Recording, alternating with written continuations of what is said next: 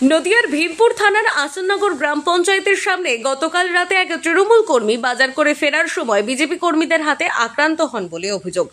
আক্রান্ত ব্যক্তির নাম আমানতুল্লাহ মণ্ডল, পিতা সাগর আলী মণ্ডল, পোড়াগাছা পঞ্চায়েতের বাসিন্দা।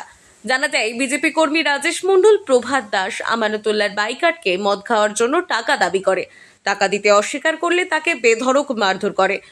মারার সময় একটি মার্বেলের দোকানের ভেতর ঢুকে পড়লে সেখান থেকে নিয়ে এসে সিসিটিভি ক্যামেরার সামনেই তাকে বেধড়ক মারতে থাকে। পরবর্তীতে স্থানীয় লোকজন এসে তাকে রক্তাক্ত অবস্থায় উদ্ধার করে আসননগর গ্রামীণ হাসপাতালে নিয়ে যায়। অভিযোগ, পরবর্তীতে তৃণমূল সমর্থক সহ একাধিক কর্মী মিলে আসননগর বাজারে রাজেশ মণ্ডলের বাবা গণেশ মণ্ডলকে দেখতে পেয়ে বেধড়ক মারধর করে। স্থানীয় লোকজন তাকে রক্তাক্ত অবস্থায় উদ্ধার করে একই হাসপাতালে নিয়ে যায়। গন্ডগোল করে মারামারি করে আমার রাজীবীরও মারিয়েছে। আর রাজীবীর খবর শুনে ওর বাবা হয়তো গিয়েছে, যাই ওর বাবা মোটর সাইকেলটা থুইয়ে বলে ওই মোটর সাইকেলটা ওদের বাড়ি মধ্যে থুয়ে আসো। ওদের বাড়ি মধ্যে থুতে গিয়েছে, থুয়ে নিজের সাইকেলটা নিয়ে ঘুরে চলে আসছে। সেখন হইলে আমার ছেলের খুব মারামারিয়েছে, সাইকেলেতে ফেলাই দিয়েছে পাকা রাস্তায়, দিয়ে তো খুব মারা মারিয়েছে। মারিয়ে তারপরে হইলে ওরা আবার কেস করতে গিয়েছে, ওরাই মাইরেছে, তৃণমূলরাই মাইরেছে, মাইরে তৃণমূলরাই আবার কেস করতে গিয়েছে। কখন কোথায় মেরেছিল? ওই আসাননগর, সেখান মধ্যে রাত 9টা বাজে কি 10টা বাজে। কারা মেরেছে? মাইরেছে তৃণমূলরা।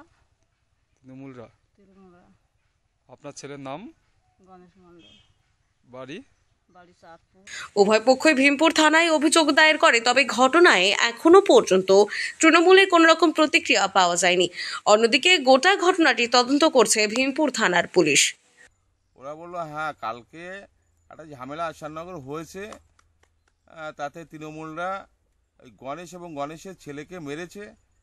কালকে রাত্রে আসাননগর হসপিটালে ভর্তি ছিল, ওখান থেকে রেফারেন্স করে তারপরে আমাদের কৃষ্ণনগর শক্তিনগর হসপিটালে ভর্তি করতে আজকে গিয়েছে। তবে কতদূর কি হয়েছে, ভর্তি হয়েছে কিনা আমি ঠিক বলতে পারছি না। তো যাই হোক, একটা কি ঝামেলা হয়েছে, ওরা মারধর করেছে, এটা ঠিক না।